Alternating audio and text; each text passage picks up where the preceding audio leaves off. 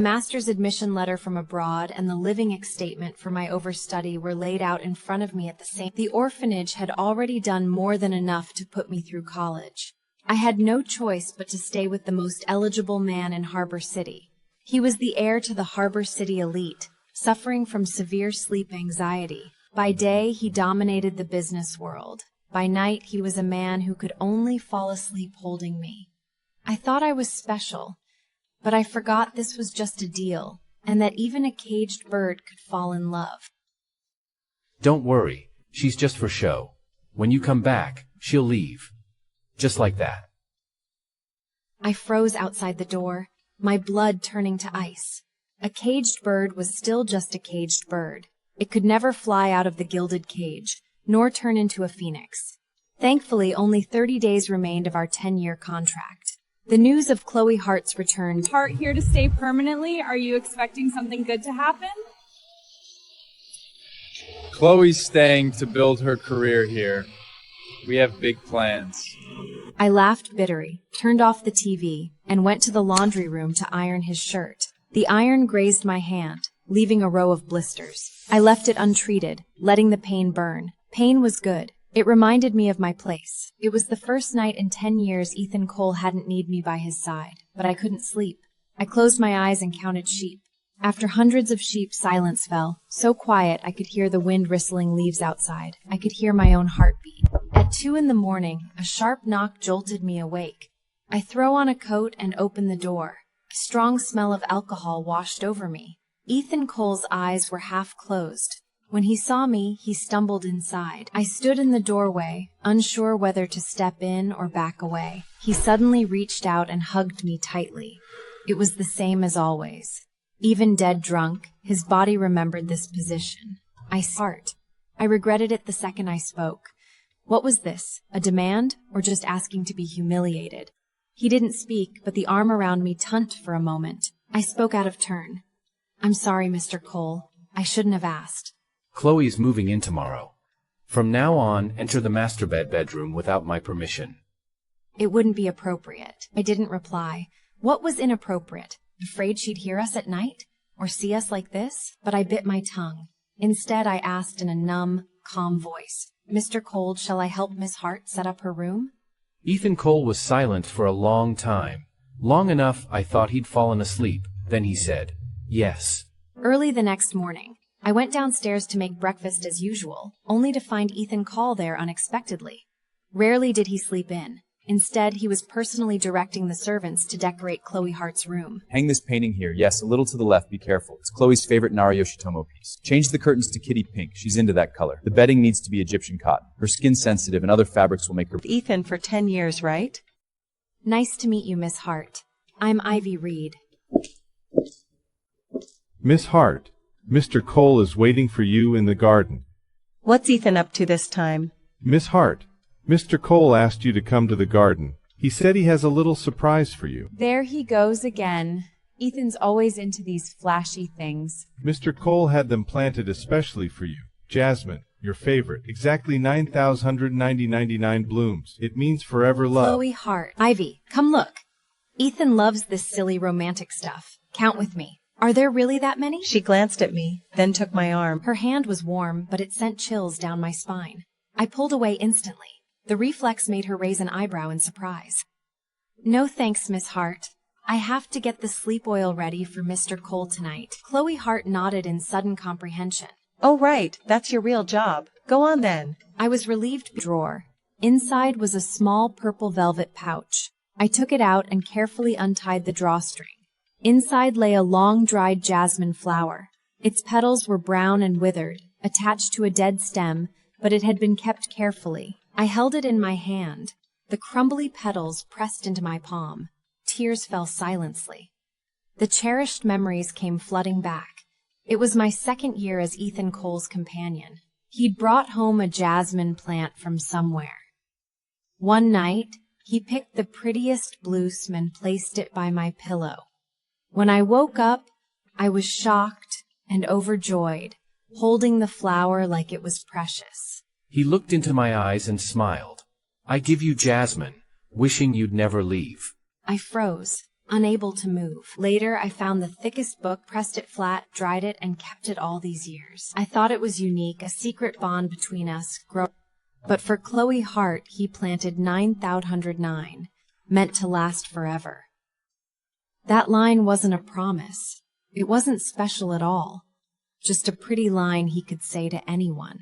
But I foolishly held on to that single flower and those few words, clinging to unrequited affection for 8 long years.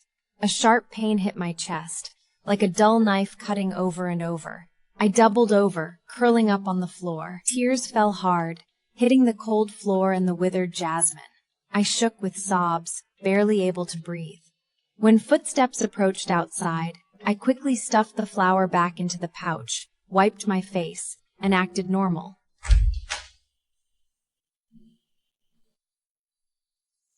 The second his arm wrapped around me, I pushed him away. What's wrong? I was shocked by my own speed. All night burst out. What did that jasmine flower mean back then? And what you said? Which flower? What line? My heart turned cold, but I insisted. That's what this is about? Ivy, are you jealous? He reached up, held my chin, and made me look at him. I shook my head hard. I'm not. Mr. Cole, I know my place. This is just a deal. I have no right to be jealous. If you know your place, then do your job. All you have to do is help me sleep. Don't ask questions. Don't overthink. Don't catch feelings you shouldn't. Okay. After that night, Ethan Cole went out of his way to remind me of my place. I'm taking Chloe to Bowie in a few days. Go buy her some clothes.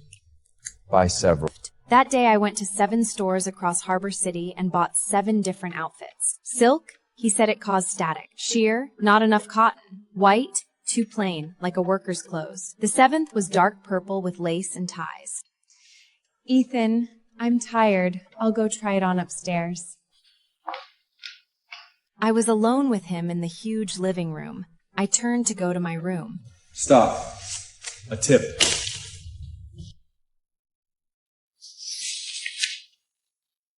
Thank you, Mr. Cole. If you don't need anything else, Mr. Cole, I'll go to my room. In the middle of the night, my phone vibrated suddenly. I picked it up. It was a message from Ethan Cole. The screen light stung my eyes in the dark. I threw off the covers and got up quickly. The night wind stung my face. I ran to the Ethan Cole standing on the front steps. He stamped out his cigarette, strode down the steps, snatched the items from my hand, and threw them hard. Get out! Yes, Mr. Cole. I'd barely lain back down when my phone started blowing up. You do what I say now? If I told you to die, would you? Are you mute? Answer me. I never knew you were this obedient, huh? Talk to me. One after another. I put my phone on silent and flipped it face down on the nightstand. It was strange. This time, I didn't lose sleep, didn't cry, didn't even wonder why he was angry. I fell asleep quickly. I woke up at dawn. The second I opened my eyes, I jumped at the dark figure by the bed. Ethan Cole saw my startled face and scoffed. Looks like I can sleep just fine without you now. I slept through the night. I lay and felt a quiet sense of closure. I sat up wrapped in blankets and smiled faintly. Is that so? Congratulations, Mr. Cole. My calm seemed to anger him. He gave me a long, hard look, then stood up and slammed the door. For days after that, Ethan Cole didn't contact me at all. I started preparing to leave. I sorted through all the luxury items he'd given me and listed them on a second-hand platform. 7 days left until I left. I got sick without warning. My fevers hit 40 degrees. I'm totally bedridden. My phone vibrated beside my pillow. It was Ethan Cole. Can't today. The second I sent it, his reply exploded in. What do you mean you can't? Ivy, have you forgotten who you are? My phone buzzed nonstop, message after message, aggressive and demanding. I was about to reply when he called. Ivy, you... Ethan Cole's angry voice was cut off by my stuffy, breathless tone. The line went quiet for hung up. Minutes later, my bedroom door opened. Ethan Cole hurried in with a tray, fever medicine, thermometer, water, and piles of cold medicine. He reached to touch my forehead. I pulled away instinctively. Ivy. Do you hate me? I didn't answer. Did I hate him? Maybe. Hated him for using me like a disposable substitute. Hated myself more for catching feelings. Falling for him, even though I knew it was just a deal. Yes, I loved him. When did it start? Maybe when he was drunk, held my face, and mumbled, "I feel safe only when you're here." The moment I sold myself to him, this ruin was inevitable. I knew I shouldn't, but I was too far gone. In the days that followed, Ethan Cole was a different man. He spent most of his time in my room, canceled plans with Chloe Hart, and worked from home. When I recovered, he took me to Disneyland, walked on the beach, and even ate stinky snail noodles with me, something he'd once mocked. This sudden warmth confused me. Few days left on the contract. This warmth was just a fleeting moment, a brief delusion while I was sick. I kept telling myself, don't hope for what you can't have. 3 days until I left. A party was held at the villa. Glamorous guests chatted and drank, celebrating Ethan Cole's latest big business win. I held a glass of red wine and stared blankly at the floor-to-ceiling window. Miss Ivy? I turned and saw a middle-aged man in an expensive suit. I knew him. Owner of a top golf club in Harbor City, famous for being a playboy who changed women faster than clothes. Mr. Wilson. Don't leave so soon. I heard your contract with Mr. Cole is almost up, isn't it? You're prettier than any Miss Harbor City. Mr. Cole's been lucky. Mr. Wilson, please respect yourself. Come on, don't be like that. I'll double it. No, triple it. What do you say? Show some respect! He stumbled back. His fake smile dropped. He reached to grab my wrist, but before he could touch me, he was kicked away. Ethan Cole was radiating terrifying anger. Mr. Wilson panicked and scrambled away. I sighed in relief. Before I could speak, Ethan Cole slung me over his shoulder. I yelped, the world spinning. Ivy, renew the contract. Stay with me. Name your terms. 5 years, 3, 1, anything. Mr. Cole, 10 years is enough. Why? Ivy, haven't I treated you well? Is there anything you wanted that I didn't give you? You've been kind. But I want to leave. Ivy, you're still as fake as you were 10 years ago. Can't you even make a believable excuse to say no? He didn't believe me at all. To him, every reason I gave was just a ploy to play hard to get. I remembered that rain night 10 years ago. I'd found in the rain and said stubbornly, screaming, a poor orphanage student. Just say you want to climb high, don't make excuses. I laughed bitterly and didn't explain further. What was there to explain? That my heart was worn out from this long deal. That I finally saw the hopes I never should have had. That I needed dignity, a life of my own as Ivy Reed. He'd never understand. He'd never care. The night before I left was Lunar New Year's Eve. Ethan Cole held a New Year's party at the villa. Harbor City's elite gathered. Chloe Hart hung on Ethan Cole's arm, greeting guests like the lady of the house. When the party began, Ethan Cole led Chloe Hart to the main seat. He held up Chloe Hart's hand and smiled. Chloe and I are engaged. Thunderous applause broke out. Outside, fireworks exploded over Victoria Harbor. I slipped upstairs to my room amid the deafening cheers. Tears finally fell. I thought I was special. Now, when you're done, you just get a new one. At dawn, I went downstairs for water. As I passed Chloe Hart's room, I heard voices inside. We announced our engagement today. Isn't your little bird leaving soon? Soon. She'll leave when the contract ends. Aren't you sad? I heard she's been with you for 10 years. There was a few seconds of silence. You're the only one for me. I froze outside the door. I thought I was numb. But my heart still hurt. I went back to my room and started packing. Outside, the sky was pale with dawn. I waved toward Ethan Cole's bedroom. Happy New Year, Ethan Cole. Goodbye, Ethan Cole. The first week Ivy Reed was gone, Ethan Cole didn't care. He let Chloe Hart move in the master bedroom, determined to prove he was cured. But the first night, Chloe Hart's strong perfume made him frown. Change it. Went to see his therapist. Dr. Bennett was the same one from 10 years ago. Mr. Cole, you finally came. Where's Miss Ivy? She was with you for 10 years. Why isn't she here? I lost her. Dr. Bennett, what do I do? Mr. Cole, you need to face your childhood trauma. Ethan Cole froze. He remembered the truth about the fire. The one who saved him wasn't Chloe Hart. It was Ivy Reed. He'd mistaken her identity. He'd betrayed the one who really saved him. I have to find her. He used all his connections and finally found me with help from her London University alumni. I was studying for a master's in psychology in London. Back then, Reed had just changed her major at Harbour University. You were doing well in finance. Why switch to psychology? Because I want to cure your illness one day. How had Ethan Cole reacted back then? He just scoffed. He held hood. Even top therapists couldn't fix it. What could a beginner do? Just a little girl's romantic fantasy. The news that the Cole heir had cancelled all plans and took a private jet to London exploded across Harbour City media.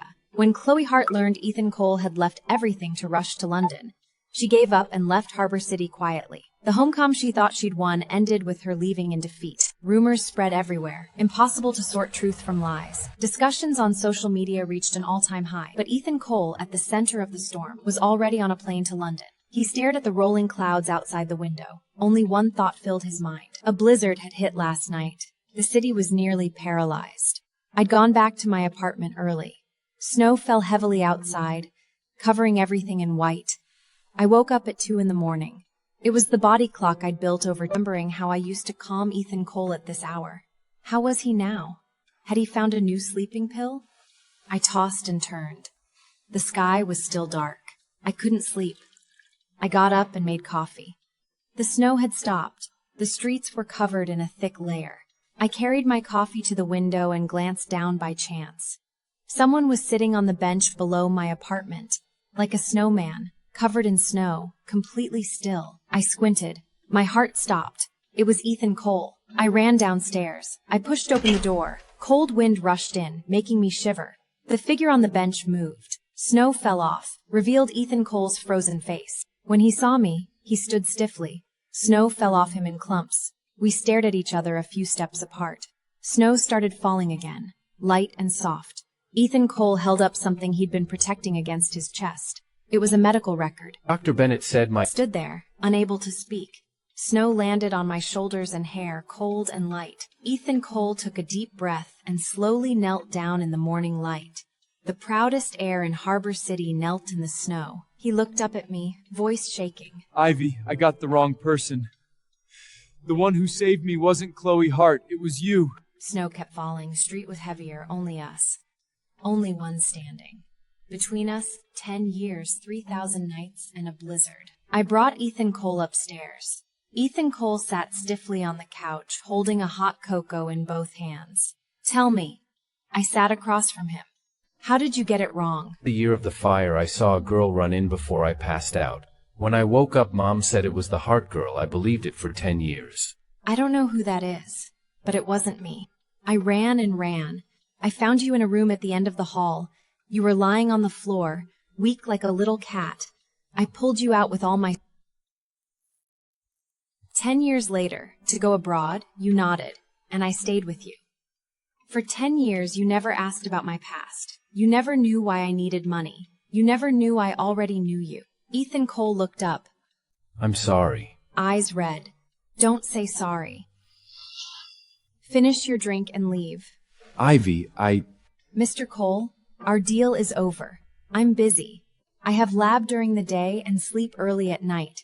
I don't have time or duty to care about you anymore. I cut him off coldly, not wanting to fall into useless drama. I know the deal is over. I'm begging you, please cure my illness. A frown, about reviews, but he rushed ahead, quickly. Dr. Bennett said to truly get better, I need long-term treatment. And the root of it... You're the root of all of this. Treat me. I'll pay any price. Anything. Anything you want, I have it. Ethan Cole spoke with firm conviction. I'll give it to you. If I don't have it, I'll get it for you. His words made me hesitate. A mere moment of silence was Spotley. If it snows tomorrow, come. I woke up the next morning to huge snowflakes pouring down everywhere. Everything in sight was buried under a blanket of white, and the whole city felt like it was almost swallowed up by this sudden blizzard. He wouldn't come in this weather, would he? I thought that, but I felt strangely empty. But as I was about to make breakfast, I saw that familiar figure downstairs through the snow. He actually came. The next day, the third day, every day, waiting at my school gate, waiting below my apartment. I started giving him systematic treatment. Breathing exercise, relaxation techniques. Ethan Cole was cooperative and hardworking. The first night he slept on his own, he messaged me excitedly. I did it. Congratulations. He texted again. I went to Lover's Bridge. The bridge was covered in postcards. People from all over the world writing wishes. I bought a blank card and wrote, I cured the most privileged man in Harbor City, but I couldn't heal the wound from his fake identity. Then he came through the snow, showing his anxiety never went away. The only cure was my love for him. I know you're leaving. Ivy, I learned to sleep alone, but I don't want to spend my life alone. Will you come back as my therapist for life? Yes. The night wind blew. The postcards on the bridge rustled loudly. I looked at Ethan Cole, the man I'd loved for 10 years, hated for 10 years, and couldn't help but care for. He pulled me into a tight, tight hug. The scent of lavender filled my nose. We had a grand wedding. After exchanging rings, the heir handed him the microphone, signaling that The best cure for a broken heart is the one who broke it. I didn't want to go, but she said on the phone. Ivy, we need to put this between us to rest. She'd lost so much weight. Her makeup was perfect, but it couldn't hide the exhaustion in her eyes. A copy of 100 Years of Solitude always sat on our bedroom nightstand. I'd highlighted a passage in the book. All the brilliance that once was in life must eventually be repaid with loneliness. 3 months after the wedding, the media narrative began to shift. At first, baseless rumors claimed Mrs. Cole wouldn't last, that the marriage was just a guilty gesture. Then exclusives claimed I hadn't been alone during my 2 years in London. It was my master's advisor, a 60-year-old British man. We'd been discussing my thesis. Ethan Cole threw the magazine in the bin and put an arm around me. I knew he was in crisis from bad investments. Chloe Hart contacted Ethan Cole repeatedly, begging the Cole Group for funding. But Chloe Hart came to me. It was a drizzly afternoon. She asked to meet me in the lobby bar of the Peninsula Hotel. I didn't want to go, but she said on the phone. Ivy, we need to put this between us to rest. She'd lost so much weight. Her makeup was perfect, but it couldn't hide the exhaustion in her eyes. Ivy, do you know? Sometimes I'm so jealous of you. I was his so-called first love for 10 years, but all those nights he held you. I thought I'd won. I came back and he'd choose me, but he never needed me. Not once. Miss Hart, I never interfere in business. Ethan Cole has his own judgment. Ivy! Can't you help me just this once for taking the credit for saving him all those years ago? Consider it a favor? Miss Hart, if that falls all, I'll take my leave. Ivy, if I hadn't taken credit for saving him back then, would you hate me less? I don't hate you, I just finally understand. Some people and some things, once missed, are gone forever. You can't force them. I walked out of the hotel. The rain was still falling. I stood under the eaves waiting for a car, when I suddenly saw a familiar black Bentley parked across the street. Ethan Cole walked toward me through the rain, holding a black umbrella.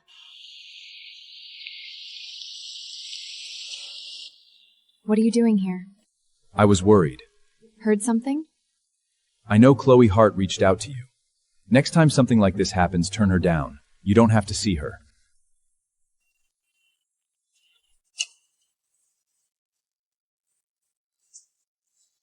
We needed closure. Did you get it? I told her I don't interfere in business. Mrs. Cole is starting to act like the lady of the house.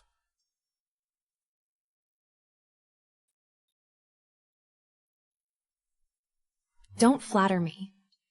Is the Hart family really in that bad shape?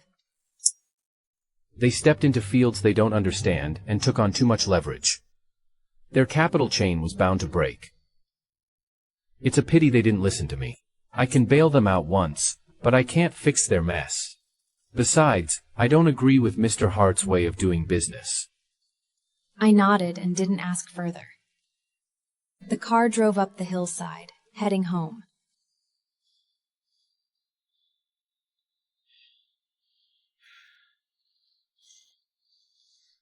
Ethan? Ivy. Bad dream? Yeah. I dreamed you left. I couldn't find you no matter how hard I looked. I'm not leaving. I'm here. Who was that man in London? He's my advisor, the professor who supervised my thesis. We were talking about revisions that day. I suddenly understood. His nightmare tonight wasn't just a dream. Beneath our seemingly perfect reunion, 10 years of contract, my leaving, his searching, cracks remained. His insecurity, my old wounds, both needed more time to heal. I married you not because you mistook me for someone else, not of guilt, not out of habit. I married you because I've loved you for 10 years. Even when I hated you most, I couldn't stop. That night, we fell asleep in each other's arms. Neither of us mentioned the nightmare or the rumors again. But I knew some knots had to be untied on purpose. Put in the reason for booking sleep disorder, low mood. I thought for a moment and accepted the booking. Professionally, she was a patient. Personally, I wanted to know what she really wanted. On the day of our session, Chloe Hart arrived with no makeup, wearing a simple sweater and jeans, nothing like her usual polished, flashy self. She sat on the sofa across from me, looking nervous. Dr. Ivy. Surprised to meet like this? Just call me Ivy. I handed her a glass of warm water. This isn't a social event. You're a patient, I'm a doctor. I really can't sleep. As soon as I close my eyes, all I see is the past. What about the past? I lied to Ethan for 10 years. I let him think I saved him. It's been like a thorn in my heart. Now the truth's out, the thorn is gone. But the wound won't stop bleeding. I lived in fear of being found out as the fake savior. I tried so hard to be the kind, perfect Chloe Hart he wanted. But I'm not her. Every time he was nice to me, I felt like I was stealing it from you. Now I don't have to steal anymore. But I have nothing left. The room was silent except for her quiet sobs. I handed her a tissue. When she calmed down a little, I spoke. Miss Hart, therapy is a process. Coming here today and saying all this, you've already taken the first step. She wiped her tears and looked at me. Don't you hate me? I did hate you. But now I'd rather their focus on my present and future. You should too. After that session, Chloe Hart came regularly for a few more visits. We didn't mention Ethan Cole anymore. We only focused on her insomnia. Then one rainy night, I got Ethan Cole's call again. His voice was unusually urgent on the phone. Ivy, come to the hospital quickly. My mom's in the emergency room. I grabbed my coat and rushed out. When I arrived, the operating room light was still on. Ethan Cole sat on a bench in the hallway, head in his hands. I walked over and gently held his hand. It was ice cold and trembling slightly. She was fine this afternoon. And then suddenly... She'll be okay. At 3 in the morning, the operating room door finally opened. The surgery was successful, but she needs 24 hours of observation. Ethan Cole's tense shoulders finally relaxed. Thank you, doctor. Mrs. Cole was moved to the ICU. Ethan Cole stood in front of the glass, staring motionless for a long time. Ivy, I'm scared. I know. If she leaves too. She won't. She's going to watch you become a father. He snapped his head around to look at me. His eyes were bloodshot and shocked. Yeah. 7 weeks. He stared at the report, reading it over and over, then looked up at me, eyes red. When we walked out of the ward, the sky was bright. Ethan Cole held my hand and walked me to the small hospital garden. Mrs. Cole,